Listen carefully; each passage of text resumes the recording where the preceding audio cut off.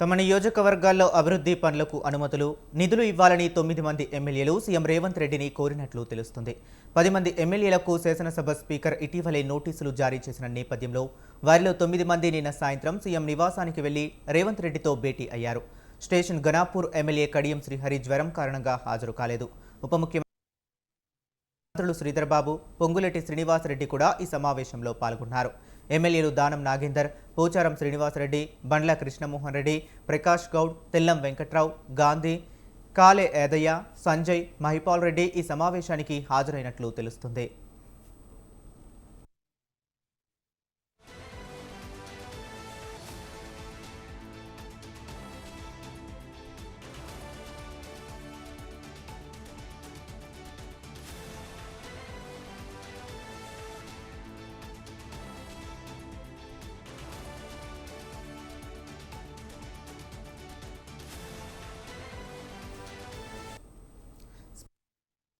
Supreme court ఆదేశాలపై వారి మధ్య చర్చ జరిగినట్లు పార్టీ నేతలు తెలిపారు.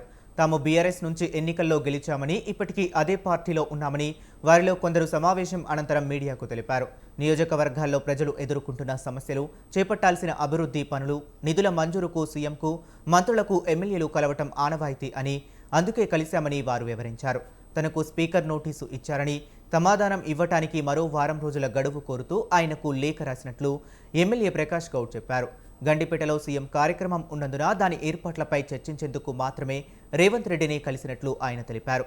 తాము బీఆర్ఎస్లోనే ఉన్నామంటూ స్పీకర్కి సమాధానం పంపినట్లు కొందరు ఎమ్మెల్యేలు చెబుతున్నారు.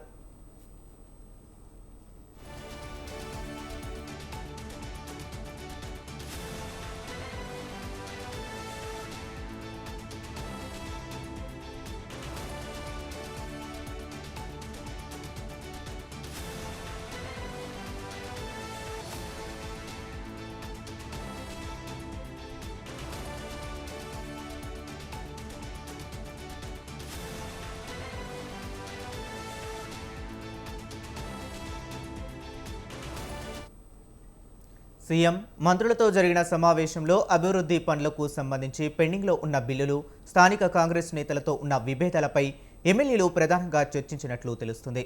పెండింగ్ బిల్లులు రాకపోవటం వల్ల ఇబ్బందులు పడుతున్నామని, వాటిని వీలైనంత త్వరగా విడుదల చేయాలని వారు విన్నవించినట్లు సమాచారం. ఒక్కో నియోజకవర్గంలో ఏం పనులు చేపట్టాల్సి ఉంది, కొత్తగా అనుమతులు ఇవ్వాల్సిన వాటి వివరాలతో ప్రతి ఎమ్మెల్యే జాబితాను సీఎంకు, మంత్రులకు ఇచ్చినట్లు తెలుస్తుంది. తమ నియోజకవర్గాల్లో స్థానిక కాంగ్రెస్ నేతలు అభివృద్ధికి సహకరించడం లేదని, తమపై ఆరోపణలు చేస్తూ క్షేత్రస్థాయిలో ఇబ్బందులు పెడుతున్నారని ఓ ఎమ్మెల్యే చెప్పినట్లు సమాచారం. ఇరు వర్గాలు మాట్లాడుకుని అభివృద్ధి, సంక్షేమ కార్యక్రమాలు చేపట్టాలని సీఎం, మంత్రులు సూచించినట్లు తెలుస్తుంది. ఒక్కో ఎమ్మెల్యేతో ముఖ్యమంత్రి నేరుగా మాట్లాడి వివరాలు తెలుసుకుంటున్నట్లు నేతలు చెప్పారు. పార్టీ ఫిరాయింపు ఆరోపణలపై నోటీసులు వచ్చినందున ఎలా ముందుకు వెళ్లాలనే అంశంపైన కూడా వారు చర్చించినట్లు తెలుస్తుంది.